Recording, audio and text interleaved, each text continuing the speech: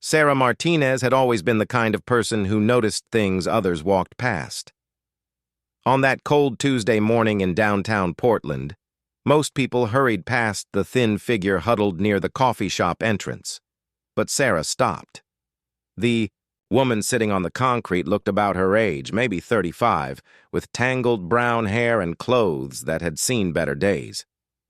"Excuse me," Sarah said gently, crouching down. "Are you okay?" The woman looked up with startled green eyes. "I'm fine," she whispered, but her voice shook from the cold.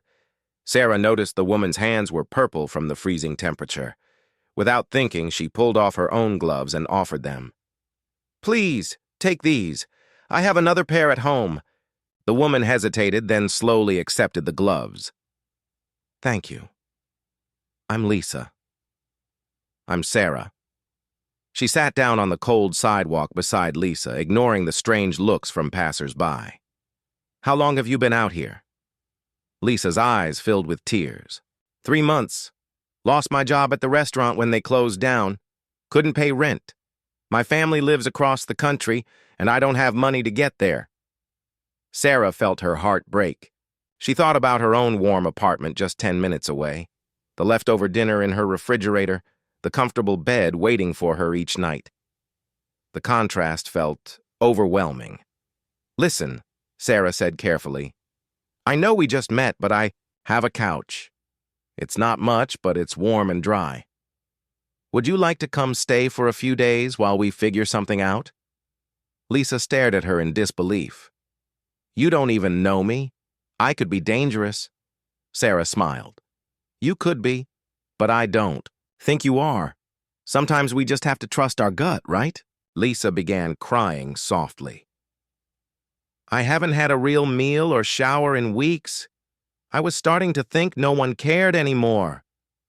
"Everyone deserves kindness," Sarah said, standing up and extending her hand. "Come on, let's get you somewhere warm." As they walked toward Sarah's apartment, Lisa kept glancing at her new friend with amazement. "Why are you doing this? Most people just walk past like I'm invisible." Sarah thought for a moment. "My grandmother used to say that we're all just one bad day away from needing help. Maybe helping you is helping the person I might become someday." The apartment was small but cozy. Lisa stood in the doorway, overwhelmed by the warmth and the smell of coffee still lingering in the air. Sarah immediately started gathering blankets and pointing out where everything was. "The shower is through that door," Sarah explained. "I'll find some clean clothes that might fit you. Are you hungry?" Lisa nodded, tears still streaming down her face. "I can't remember the last time someone was this kind to me." While Lisa showered, Sarah prepared a simple meal of soup and sandwiches. She could hear Lisa crying in the bathroom, probably from relief and exhaustion. Sarah found some of her older clothes that would fit and left them outside the bathroom door. When Lisa emerged, 20 minutes later, she looked like a completely different person. Clean, with wet hair combed back and wearing Sarah's spare jeans and sweater, she actually looked quite pretty. But more importantly, she looked human again. "I forgot what it felt like to be clean," Lisa said, sitting at the small kitchen table. "This soup is incredible," Sarah laughed. "It's just canned soup. But I guess everything tastes better when you're not eating it on the street." They talked late into the night. Lisa shared her story of growing up in a small town in Ohio, working as a waitress, dreaming of becoming a teacher someday. She had moved to Portland with her boyfriend 2 years ago, but he had left her when times got tough. "I kept thinking someone would help, or I'd figure it out," Lisa explained. "But each day got harder. You start to disappear, you know? Like, you're not really a person anymore." Sarah listened carefully, realizing how easily anyone could end up in Lisa's situation. Job loss, illness, bad luck, family problems. Life could change so quickly. "You're staying here until we get you back on your feet," Sarah declared. "I mean it. No arguments." Lisa looked at her with wonder. "I promise I'll pay you back somehow. I don't know how, but I will." Sarah shook her head. "Just focus on getting better." Tomorrow we'll start looking for jobs and figure out what comes next." That night, as Lisa slept peacefully on the couch for the first time in months, Sarah lay in her bed thinking about the encounter. She had acted on pure instinct, but something told her this decision would change both their lives forever. She just had no idea how much. The next few weeks fell into a comfortable routine. Sarah would leave for her job at the marketing firm each morning, while Lisa spent her days job hunting and keeping the apartment spotless. When Sarah returned each evening, she would find Lisa reading library books or preparing simple meals with whatever groceries Sarah had bought. "You don't have to clean everything," Sarah told her one evening, finding Lisa scrubbing the bathroom tiles. "You're my guest, not my housekeeper." Lisa looked up, her face serious. "I need to feel useful. I can't just take and take without giving something back. It doesn't feel right." Sarah understood. She remembered feeling the same way when her parents had helped her through college. Pride was important, especially when someone was rebuilding their life. Lisa had been applying for jobs every day, but most places wanted references from recent employers or had already filled their positions. The rejection was wearing her down, and Sarah could see her confidence fading. "Maybe we're thinking about this wrong," Sarah suggested one evening as they shared dinner. "What did you love most about your old job?" Lisa's face brightened for the first time in days. "I loved talking to the customers. There was this elderly man who came in every Tuesday for coffee and pie. He would tell me stories about his late wife, and there was a young mother who brought her twins in for breakfast before school. I knew everyone's regular order by heart." "You're good with people," Sarah observed. "That's a real skill." "I used to think about opening my own little cafe someday," Lisa admitted quietly. "Somewhere that felt like home for people, but that was just a dream." Sarah filed that information away, sensing it was important. As the weeks passed, the two women grew closer. They discovered they both loved old movies, terrible reality TV shows, and late-night conversations about everything and nothing. Lisa had a sharp sense of humor that Sarah hadn't expected, and Sarah found herself laughing more than she had in months. "I haven't had a real friend in years," Lisa confessed one night as they watched a movie together. "When you're struggling just to survive, friendships feel like luxuries you can't afford." Sarah realized she had been lonely too, though in a different way. Her work friends were nice enough, but their conversations never went deeper than weekend plans and office gossip. Having Lisa around had brought warmth and genuine connection into her life. "I'm glad we found each other," Sarah said simply. One morning, Sarah woke up to the smell of fresh pancakes and coffee. She found Lisa in the kitchen, humming softly as she cooked. "This is incredible," Sarah said, tasting the perfectly fluffy pancakes. "Where did you learn to make these?" Lisa smiled shyly. "My grandmother's recipe. She taught me when I was little. Said the secret was letting the batter rest and not overmixing it. These are better than any restaurant pancakes I've ever had." "Really?" Lisa's face lit up with pride. That afternoon, Sarah had an idea. She called her friend Marcus, who owned a small bakery across town. "I know someone who's an amazing cook," she told him. "She's looking for work and has restaurant experience. Would you be willing to meet with her?" Marcus agreed to give Lisa a trial run the next day. When Sarah told Lisa the news, Lisa broke down crying. "I can't mess this up," Lisa said through her tears. "What if I'm not good enough? What if I've been out of work too long?" Sarah took her hands gently. "You are good enough. I've watched you cook for weeks. You have a gift, Lisa. You just need to believe in yourself." The night before the interview, Lisa was so nervous she couldn't eat dinner. She paced around the apartment, practicing what she would say. "What if he asks about the gap in my employment?" Lisa worried. "What if he wants references?" "Tell him the truth," Sarah advised. "You went through a difficult time, but you're ready to work hard now, and I'll be your reference. I've seen your work ethic every day." The next morning, Sarah watched Lisa leave for the interview with a mixture of hope and anxiety. She had grown so fond of her friend that Lisa's success felt as important as her own. Lisa returned home that afternoon with tears in her eyes, but this time they were tears of joy. "I got the job," she announced, rushing to hug Sarah. "I start tomorrow morning. Marcus said my trial cookies were the best he'd tasted in years." Sarah hugged her back, feeling prouder than she had about any of her own accomplishments. "I knew you could do it." That evening, they celebrated with takeout Chinese food and a bottle of wine Sarah had been saving for a special occasion. "I keep thinking I'm going to wake up and this will all be a dream," Lisa said, raising her glass. "6 weeks ago, I was sleeping on the street. Now I have a job and a friend who believed in me when I couldn't believe in myself." Sarah raised her glass, too.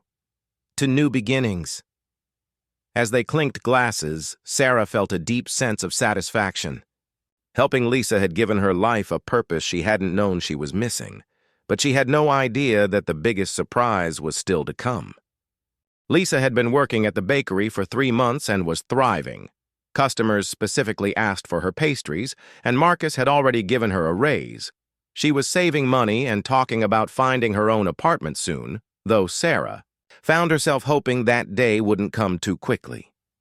One evening, Lisa came home from work looking unusually quiet. She sat at the kitchen table, staring at her hands. "Everything okay?" Sarah asked, settling down beside her with 2 cups of tea. Lisa took a deep breath. "Something happened today at work. Something I need to tell you about." Sarah felt a flutter of worry. "What is it? Remember how you asked me once about my family? Why I never called them when I was on the streets?" Sarah nodded. She had wondered about that, but hadn't wanted to pry. "I told you they lived far away, and that was true. But there's more to the story." Lisa's voice was barely a whisper. "My family has money, Sarah. A lot of money." Sarah blinked, confused. "I don't understand." Lisa laughed bitterly. "My last name isn't just Thompson. It's Thompson Hartwell, as in Hartwell Industries. My grandfather founded one of the largest construction companies on the West Coast." Sarah stared at her friend, trying to process this information. "But if your family is wealthy, why were you living on the streets?" Tears filled Lisa's eyes. "Because I walked away from all of it. My father wanted me to marry his business partner's son, take a meaningless job in the company, and basically become a trophy wife. When I refused and moved here with my boyfriend, he cut me off completely. Said I was dead to him." Sarah reached across the table and took Lisa's hand. "That must have been incredibly hard." "I was so proud and stubborn," Lisa continued. "Even when things got bad, even when I ended up homeless, I refused to crawl back and apologize. I kept telling myself I'd rather die than give up my independence. What made you think about this today?" Lisa pulled out her phone and showed Sarah a news article. The headline read, "Construction magnate Richard Hartwell announces retirement, daughter's whereabouts unknown." Marcus showed me this article. He didn't know it was about me, but he thought it was interesting that the missing daughter had the same first name as me. Lisa's hands shook as she held the phone. "My father is retiring and looking for me. The article says he wants to make things right before it's too late." Sarah read the article carefully. It mentioned that Richard Hartwell had been searching for his daughter Lisa for over a year, hiring private investigators and offering a substantial reward for information about her whereabouts. "He's been looking for you," Sarah said softly. "That has to mean something." "Or maybe he just wants to control me again," Lisa replied, but her voice lacked conviction. "What does your heart tell you?" Lisa was quiet for a long time. "I miss them," she finally admitted. "I miss my mother, my younger brother. I even miss my stubborn father, as crazy as that sounds. But I'm terrified they'll try to take away everything I've built here. This independence I fought so hard for." Sarah squeezed her friend's hand. "You're not the same person who left home. You've proven you can make it on your own. That changes the power dynamic completely." "You really think so?" "I know so. Look what you've accomplished. You survived homelessness, Rebuilt your life? Found work you love? You're stronger than you were before. That weekend, Lisa made the call. Sarah sat beside her for support as Lisa dialed her childhood phone number with trembling fingers. Hello? The voice that answered was older than Lisa remembered, but unmistakably her father's. Dad? It's me. It's Lisa. The silence on. The other end lasted so long that Lisa thought the call had dropped. Then she heard her father begin to cry. Lisa? Oh my God. Lisa, is it really you? Are you okay? Where are you? The conversation lasted 3 hours. Lisa's father apologized over for his harsh words and cutting her off financially. Her mother got on the phone and sobbed with relief. Her brother shouted so loudly with excitement that the neighbors probably heard him. We've been searching everywhere, her father explained. I hired detectives, posted on social media, contacted every shelter and charity in the country. I was so worried something terrible had happened to you. Something terrible did happen to me, Lisa said quietly. But something wonderful happened too.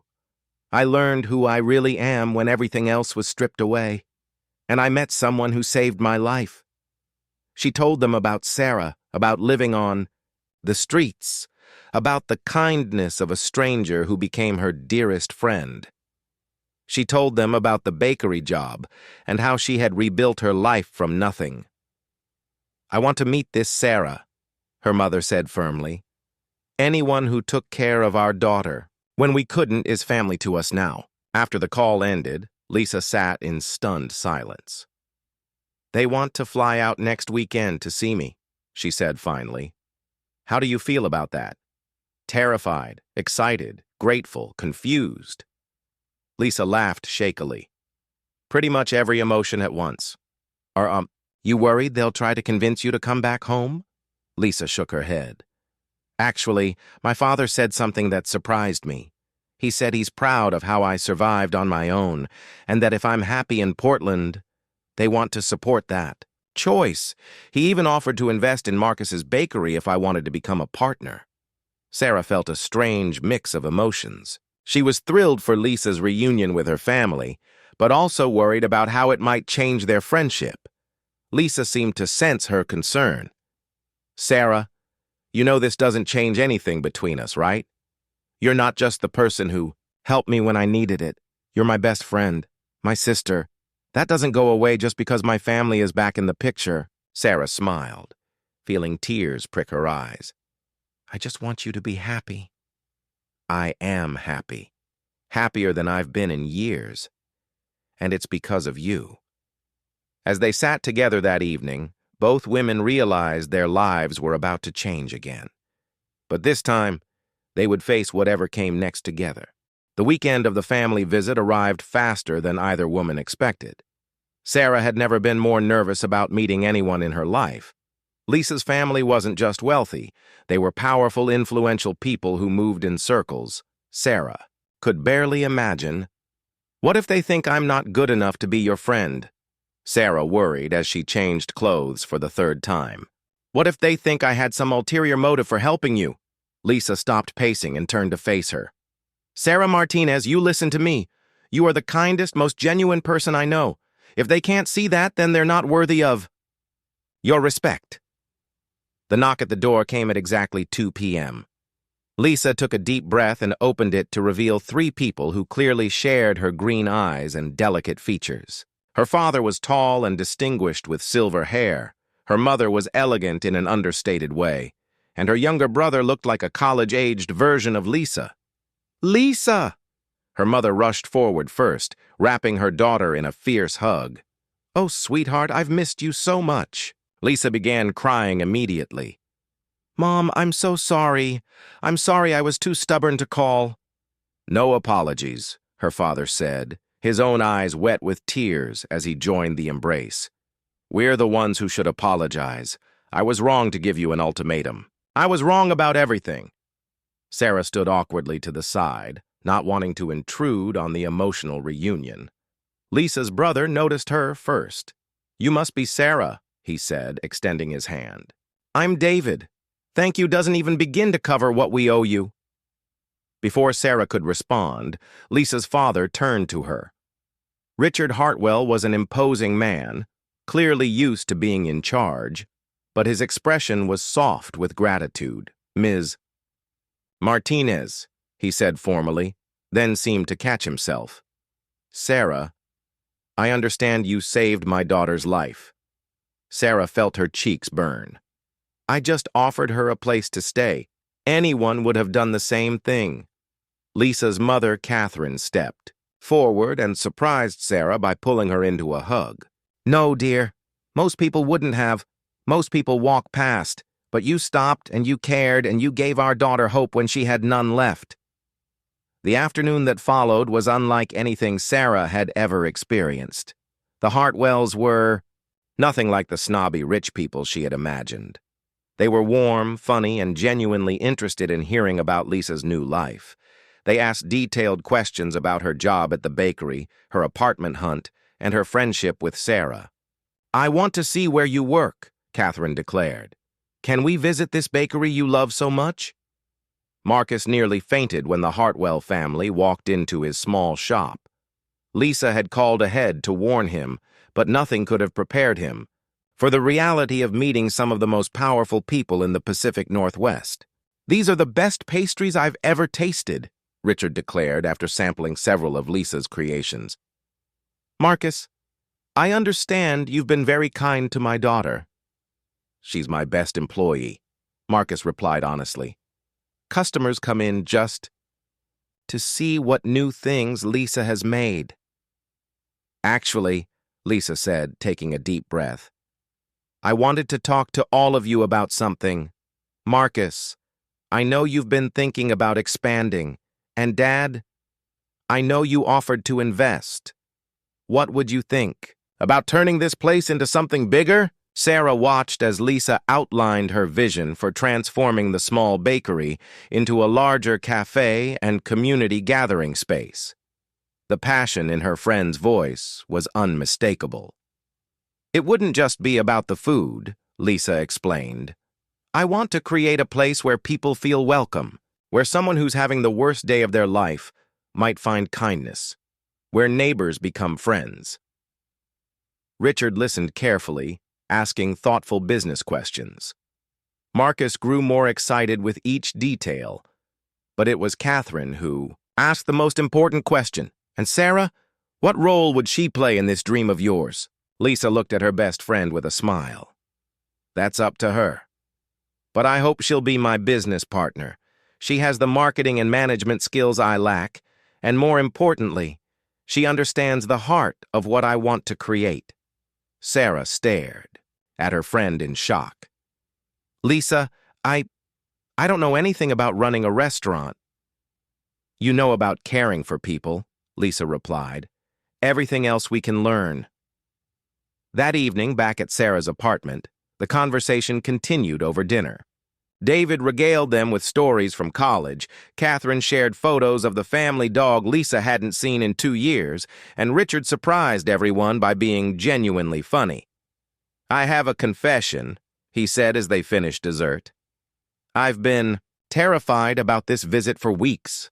I was afraid you'd become someone I didn't recognize, someone who resented us so much that we could never rebuild our relationship. Instead," Catherine added, "we found a daughter who's stronger and more compassionate than ever. And we gained another daughter in Sarah." Sarah felt overwhelmed by the warmth of their acceptance. "I never expected any of this. 6 months ago, Lisa was just someone who needed help. Now she's the best friend I've ever had, and you're all treating me like family." "That's because you are family now," David said simply. "Anyone who loves our sister is our family too." Later that night, after the Hartwells had returned to their hotel, Sarah and Lisa sat on the couch trying to process everything that had happened. "Are you really serious about the cafe idea?" Sarah asked. "Completely serious. But only if you want to do it with me. I don't want to do any of this without you." Sarah thought about her current job, which paid well but left her feeling empty most days. She thought about the marketing campaigns she created for products she didn't care about. Then she thought about the vision Lisa had described. a place where people could find community and comfort. I'm scared, Sarah admitted. It's a huge risk. The biggest risks often lead to the greatest rewards, Lisa replied. Besides, you took a huge risk on me when you invited a homeless stranger into your home. Look how that turned out. Sarah smiled, remembering that cold morning that had changed both their lives. Okay, she said finally. Let's do it. Let's build something amazing together. As they hugged, both women realized they were about to embark on the next chapter of their unexpected journey together. But neither could have guessed just how much that chapter would surprise them both. 6 months later, Second Chance's Cafe was thriving beyond anyone's wildest dreams. The space that had once been Marcus's small bakery was now a warm, inviting restaurant that served breakfast and lunch to a steady stream of loyal customers. Lisa's pastries remained the star attraction, but Sarah had created a marketing strategy that drew people from all over the city. More importantly, they had achieved Lisa's dream of creating a community space. They hosted book clubs, art shows by local artists, and even job interview preparation sessions for people getting back on their feet. The cafe had become exactly what Lisa had envisioned, a place where people found not just good food, but genuine human connection. Sarah had never been happier with her career choice. Every day brought new challenges, but also the deep satisfaction of building something meaningful. Her relationship with Lisa had only grown stronger as they navigated the ups and downs of business ownership together. On a busy Thursday morning, Sarah was reviewing the week's receipts when Lisa approached her with an unusual expression on her face. "We need to talk," Lisa said quietly. "Privately." Sarah looked up, immediately concerned. "Is everything okay? You look pale." Can we go upstairs to the office?" They had converted the space above the cafe into a small office and storage area. Sarah followed Lisa up the narrow stairs, her mind racing through possible problems. Had something gone wrong with their suppliers? Was there an issue with the lease? Lisa closed the door and turned to face her business partner and best friend. "Sarah, there's something I need to tell you. Something I should have told you months ago." Sarah felt her heart skip a beat. "What is it?" Lisa took a deep breath. "Remember when I first told you about my family? About why I ended up on the streets?" "Of course. I told you that my father wanted me to marry his business partner's son, and that's why we fought. That was true. But there was more to the story." Sarah sat down in one of their mismatched office chairs, sensing this was going to be significant. "The business partner's son? His name is Michael Rodriguez. Does that name mean anything to you?" Sarah shook her head, confused. Lisa pulled out her phone and showed Sarah a photo. It was a professional headshot of a handsome man with dark hair and kind eyes. "This is Michael." Sarah studied the photo. "Okay. I don't understand. Why are you showing me this?" "Because," Lisa said softly, "he's been looking for me too. Not because my father asked him to, but because we were actually in love." Sarah stared at her friend. "What?" "I know it sounds crazy, but the truth is, Michael and I dated secretly for 2 years before our parents found out. When they decided to arrange a marriage between us, we were actually thrilled. We thought it was the perfect solution." "Then why did you run away?" Lisa sat down across from Sarah, her hands shaking slightly. "Because Michael got cold feet. 3 days before our engagement party, he told me he wasn't sure he was ready for marriage. He said he needed time to think, to figure out if what we had was real, or just convenient because our families wanted it." Sarah began to understand. "So you felt rejected?" "Completely. Here I thought we had this amazing love story, and suddenly he was questioning everything. I was heartbroken and humiliated. When my father started pressuring me to convince Michael to go through with the engagement, I just couldn't take it anymore. I ran." "Oh, Lisa." I know it was immature. I know I should have stayed and worked things out. But I felt so betrayed and confused. I thought if I left, Michael would realize what he'd lost and come after me. Sarah was quiet for a moment, processing this new information. But he didn't? No. Or at least I thought he didn't. But Sarah... Lisa's voice broke slightly. He's been looking for me this whole time. My family told me yesterday that he's been working with the private investigators, funding searches, calling hospitals and shelters. He even came to Portland 3 times to look for me personally. Sarah felt a complex mix of emotions. She was happy for her friend, but also worried about what this meant for their partnership and friendship. Where is he now?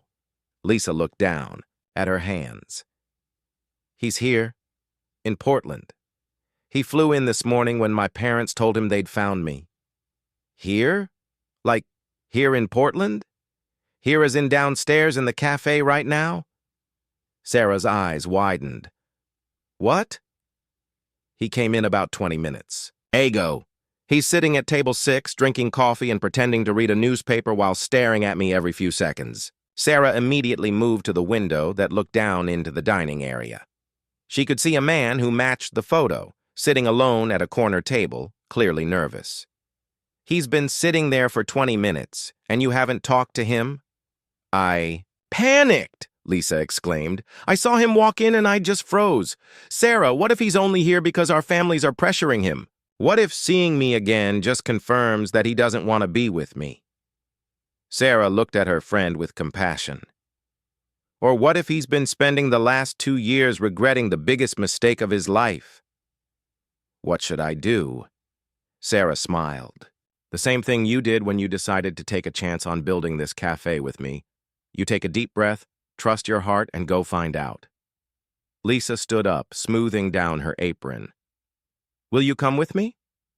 Absolutely not. This is between you and him, but I'll be right up here if you need me. Sarah watched from the window as Lisa slowly walked down the stairs and across the dining room floor. She saw Michael look up from his newspaper, his face lighting up with an expression of pure joy and relief. She watched as Lisa approached his table with tentative steps. Sarah couldn't hear their conversation, but she could see everything in their body language. The initial awkwardness gave way to animated talking, then laughter, then tears from both of them. After about an hour, she saw them hold hands across the table. Whatever conversation they were having was clearly going well. Sarah realized she was witnessing something she had never expected when she first invited a homeless stranger to stay, on her couch. She was watching her best friend reconnect with the love of her life. And somehow, that homeless stranger had become the most important person in Sarah's world, too. As she continued watching the reunion below, Sarah couldn't help but smile. The story that had started with a simple act of kindness was about to take another surprising turn. 3 hours later, Lisa finally returned to the office upstairs, her face glowing with happiness and her eyes red from crying. Sarah looked up from her laptop, where she had been trying unsuccessfully to focus on work. So? Sarah asked, though Lisa's expression had already given away the answer. We're getting married, Lisa announced, then immediately burst into fresh tears. Sarah, he never stopped loving me. He's been searching for me every single day since I left. The cold feet thing. He was just scared because he loved me so much. He didn't want to mess up the best thing in his life by rushing into marriage. Sarah jumped up and hugged her friend tightly. I'm so happy for you. You deserve this. But that's not even the biggest news, Lisa continued, wiping her eyes. Sarah, you'll never believe what Michael has been doing for the past 2 years. What do you mean? Lisa sat down, still looking dazed.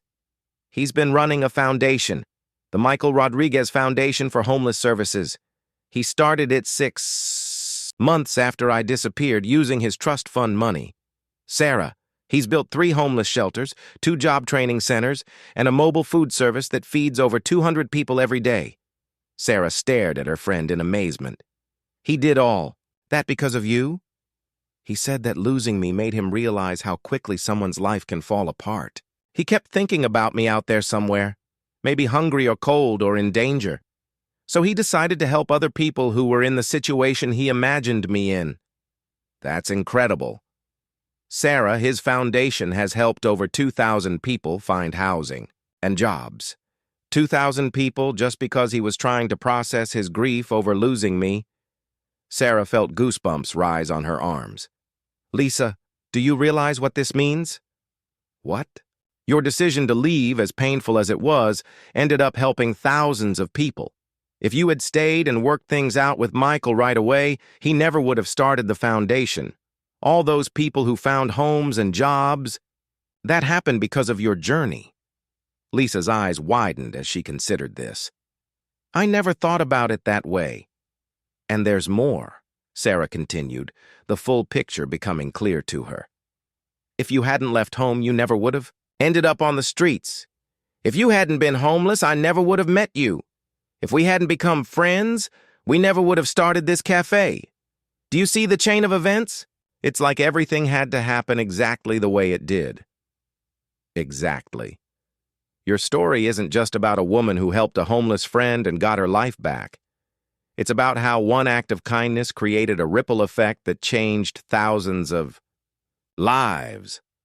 Lisa sat quietly for a moment, absorbing the magnitude of what Sarah was saying. There's something else, Sarah. Michael wants to meet you. He says he owes you a debt he can never repay.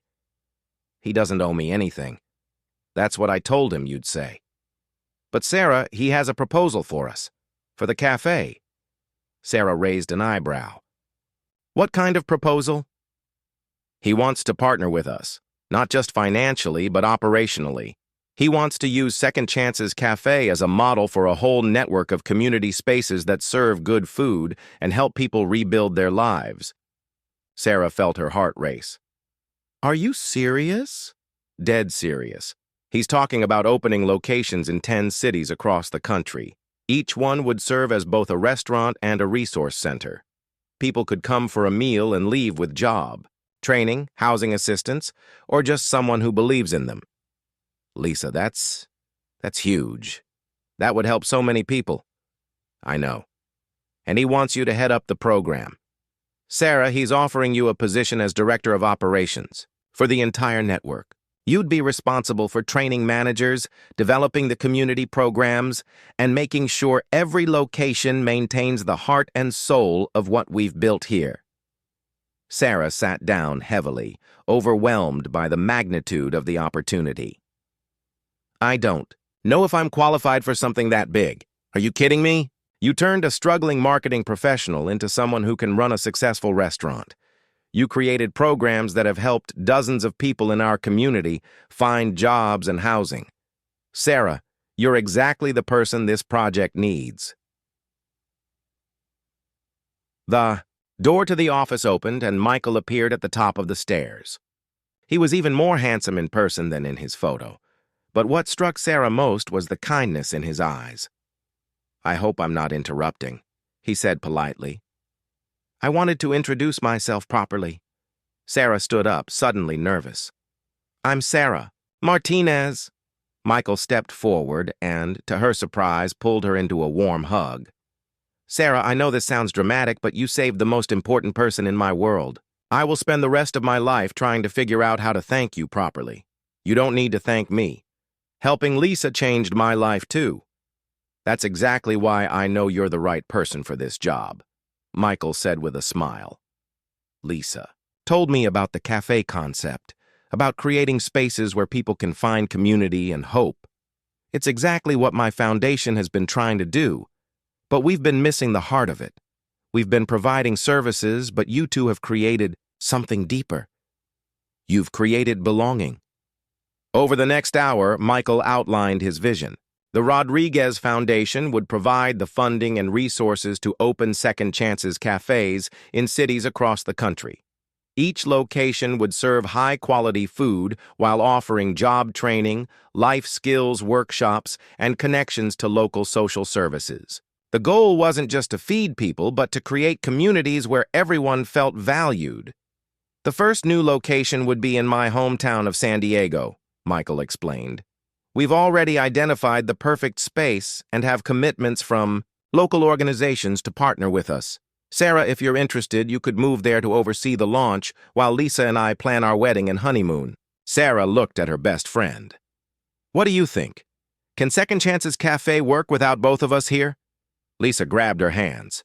Sarah, this is your chance to impact thousands of lives. I'll miss you terribly, but San Diego is only a 2-hour flight away. And once we get the first few locations running, you could move back to Portland if you want. Actually, Michael interjected, there's one more thing. Sarah, have you ever been to San Diego? Sarah shook her head. My brother David runs our West Coast operations there. He's single, about your age, and according to Lisa's description of you, exactly the kind of person you might find interesting. Sarah laughed, feeling herself blush. Are you trying to set me up? Maybe, Lisa said with a grin. David Rodriguez is incredibly sweet, and he's been working with homeless services for 3 years. He's like a male version of you. This is all happening so fast, Sarah said, but she could feel excitement building alongside her nervousness. Take your time to think about it, Michael said gently. But Sarah, I want you to know that this offer isn't charity or some kind of thank you gift. We need you. This project will only succeed if we have the right person leading it. And everything Lisa has told me convinces me that you're that person. That evening, after Michael had left to check into his hotel, Sarah and Lisa sat in their empty cafe, processing the day's revelations. Are you really okay with me leaving Portland? Sarah asked. I'm not okay with it at all, Lisa replied honestly. You're my best friend and business partner, but Sarah, this is bigger than us now. We started something here that could help people all over the country find their second chances. How can we not pursue that? And you really think I can do this? Lisa looked at her with complete sincerity. Sarah, a year ago you saw a homeless woman on the street and invited her home. That decision has already changed hundreds of lives. Mine, yours, Michael's, everyone who's been helped by his foundation, everyone who's found community in our cafe.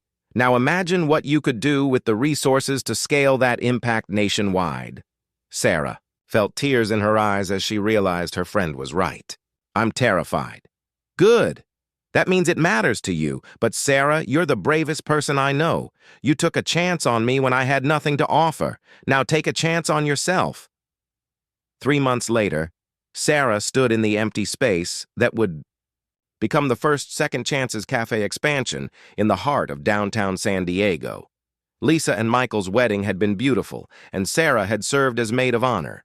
Now, as she prepared to launch the most ambitious project of her life, she thought back to that cold morning in Portland when she had stopped to help a stranger.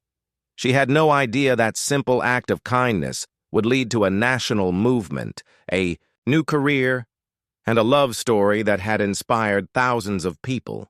But as she looked around the space that would soon be filled with the sounds of community and hope, Sarah realized she was exactly where she was meant to be. The homeless woman she had helped off the streets had given her the greatest gift imaginable. A life filled with purpose, love, and the knowledge that one person really could change the world, one act of kindness at a time.